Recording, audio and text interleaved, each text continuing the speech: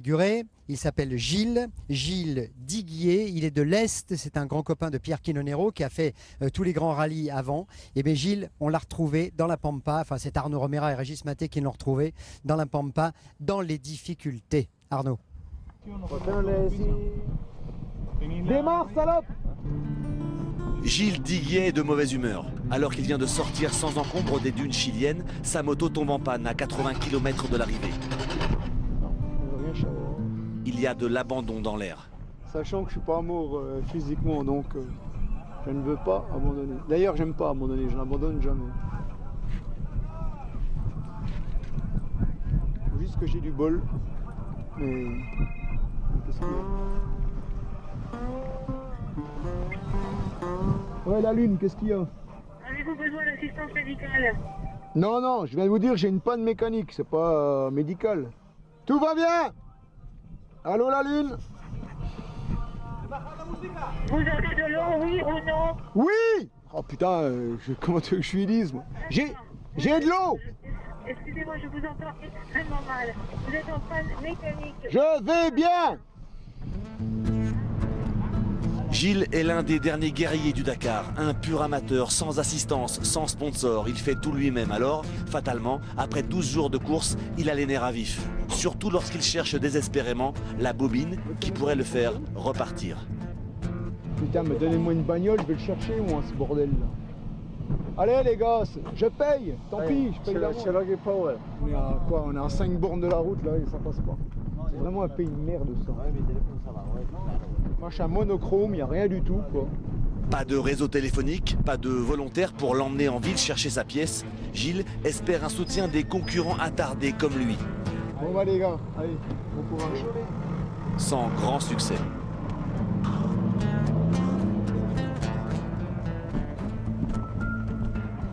Tu peux me traîner jusqu'au Mokalam? Non? Regarde une moto. Ah ouais, c'est pas mieux. Désolé, mais là... Ouais. Voilà! Hop, hop, hop, hop, hop!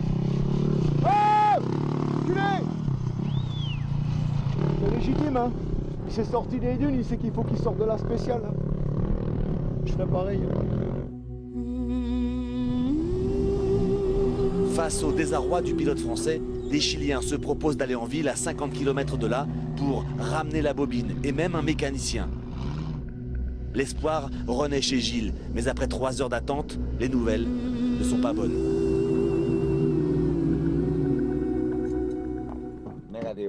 Négative? Il n'y a pas un seul mécanicien moto de disponible en ville. Je m'en fous des mécanos, moi ce que je veux c'est une bobine. Je sais une bobine. Non, non, dans le commerce tu ne trouveras pas de bobine. Et les options de secours s'écroulent les unes après les autres.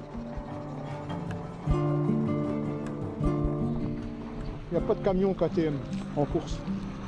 Donc voilà, ça c'est fait. Je sais pas comment je vais faire encore. Mais il faut que je puisse téléphoner. En fin de compte, c'est le problème, il est juste là. Il faut que je puisse téléphoner, donc je pense qu'au Macadam, il y aura peut-être du réseau. Il faut y aller. Donc j'ai demandé au blaireau là qui me ramène. Amigo! Possible que me... À 21 h, lorsque la nuit tombe, Gilles est au bord de la crise de nerfs. La plaisanterie a assez duré.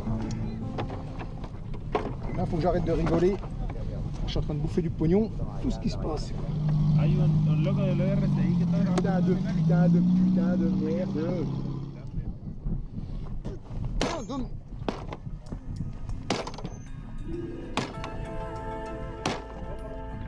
me fait chier. Hein. Se faire tracter jusqu'à la route et trouver du réseau pour appeler un ami qui pourrait lui trouver des pièces, c'est l'option de la dernière chance. Doucement, hein. Doucement. Slowly.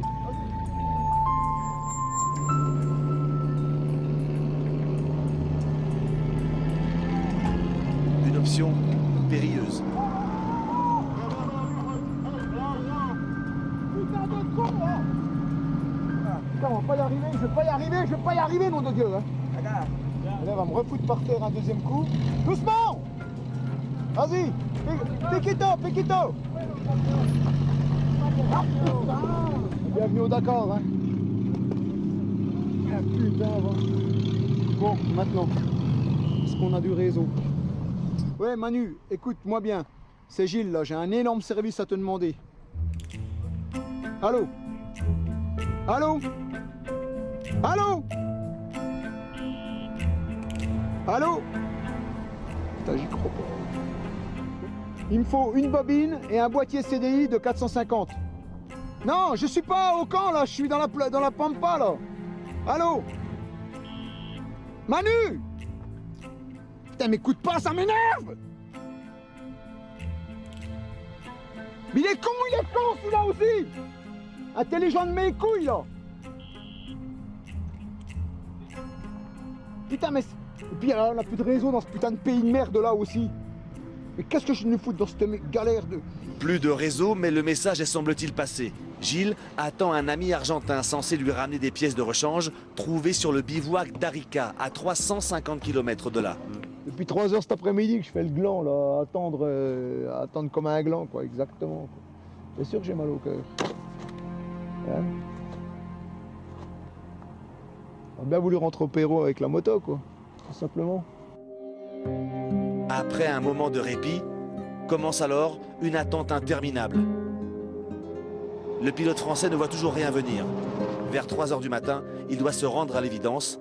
Son Dakar va se terminer dans le camion-balai. Sur le bord de la route, il y a cru jusqu'au bout de la nuit. Au petit matin, alors que l'on pensait trouver Gilles Diguier à cette même place, résigné à attendre le camion-balai, il a disparu, sa moto avec lui.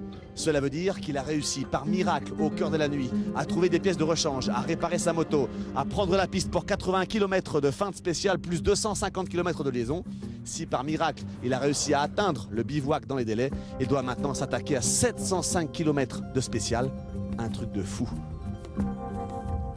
Oui, un truc de fou. Alors Arnaud, Gilles Diguier, numéro 90, voilà la galère, voilà les nerfs, voilà la personnalité de Gilles qui veut absolument aller au bout, qui va donner toute son énergie pour aller au bout. Très grand moment pour lui et pour nous aussi d'avoir accepté qu'on le filme comme ça dans sa galère. Il n'est pas le seul au moment